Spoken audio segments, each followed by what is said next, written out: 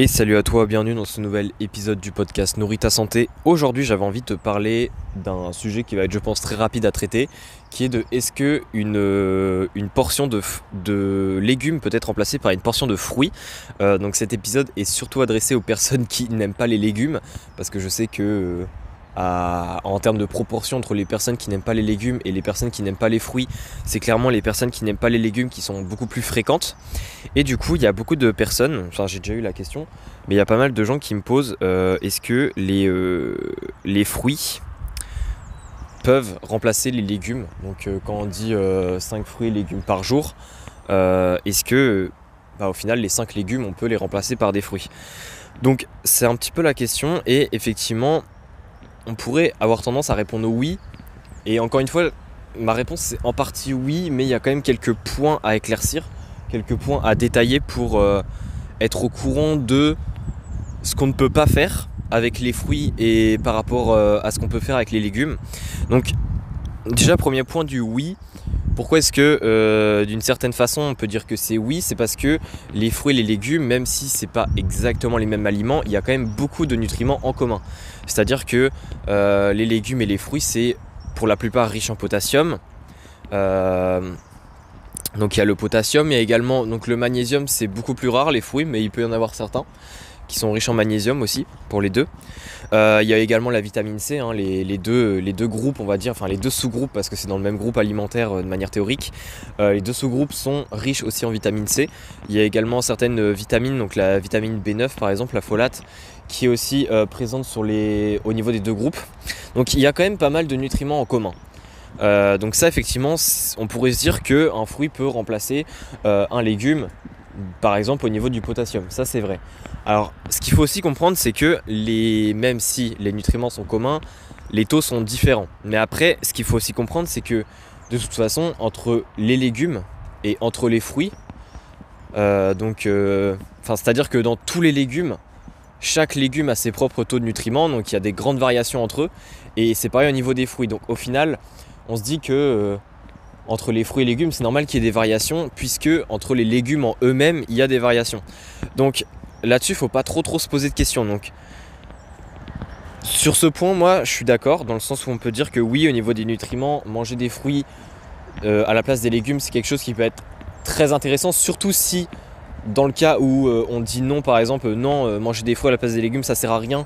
Si on te dit ça et qu'au final tu décides de rien manger du tout, c'est-à-dire ni fruits ni légumes, on comprend vite qu'il faut bien mieux manger que des fruits et ne pas manger de légumes plutôt que de ne rien manger du tout pour avoir de bons taux de nutriments. Donc là-dessus, moi je suis d'accord. Par contre, là où il faut faire attention, c'est que par exemple les fruits ne peuvent pas remplacer les légumes d'un point de vue densité nutritionnelle, c'est-à-dire que les fruits sont quand même plus denses nutritionnellement que les légumes. Et ça, on ne peut pas le négliger, c'est-à-dire qu'on peut pas se permettre de mettre autant de quantité de fruits que de quantité de légumes qui étaient prévus à la base, puisqu'on n'aura pas le même résultat par la suite. C'est-à-dire que les fruits, si je pourrais caricaturer, au 100 grammes, même si ça reste peu calorique pour des aliments, c'est quand même 2 fois plus calorique que des légumes. Donc si on mange la même quantité de fruits que de légumes qui étaient prévus à la base, on va manger 2 fois plus de calories. Et donc, ça peut totalement fausser notre balance énergétique si par exemple on a des objectifs de poids, si on compte nos calories, si on compte nos macros ou autres. Et ça, effectivement, on peut pas dire au niveau nutritionnel, au niveau des calories, au niveau des macros, que manger des fruits à la place des légumes c'est ok. Ou du moins si on ne prend pas en compte la quantité, si on change rien du tout. Donc ça, c'est important de le comprendre. Et puis sinon, c'est aussi l'autre point que je voulais aborder, c'est aussi un fruit ne peut pas remplacer un légume d'un point de vue rôle dans l'assiette, c'est-à-dire que un fruit généralement c'est en dessert qu'on le prend, ou parfois en entrée selon le fruit. Les légumes c'est pendant le plat, et il y a quand même un avantage des légumes, c'est que dans le plat, dans l'assiette, ça ajoute un énorme volume en fait dans l'assiette, et ça contribue à la satiété notamment. Alors que le fruit, même si encore une fois c'est volumineux, parce que la densité calorique reste assez faible, vu qu'on mange ça en dessert, ça n'a pas le même effet d'un point de vue psychologique sur la satiété perçue de la personne. Donc voilà un petit peu les différents points que je voulais dire. Donc au final, il n'y a pas de vraie réponse, il n'y a pas de oui ou de non. Globalement, ce qu'il faut retenir, c'est que non, Les fruits ne peuvent pas remplacer à 100% les légumes. Le mieux reste de manger les deux. Par contre, ce qui est important à comprendre, c'est que oui, effectivement, à choisir entre ni manger de fruits et de légumes et manger juste des fruits, quitte à manger beaucoup plus de fruits, on va dire, que la normale, pour un petit peu, en quelque sorte, entre gros guillemets, remplacer les légumes, ça reste effectivement plus intéressant. Donc je pense avoir fait le tour. De toute façon, si tu as des questions, n'hésite pas à m'envoyer un message sur Instagram comme d'habitude. Et puis si tu veux aller plus loin, n'hésite pas à aller voir aussi l'outil BDO que je propose qui offre de nombreux outils.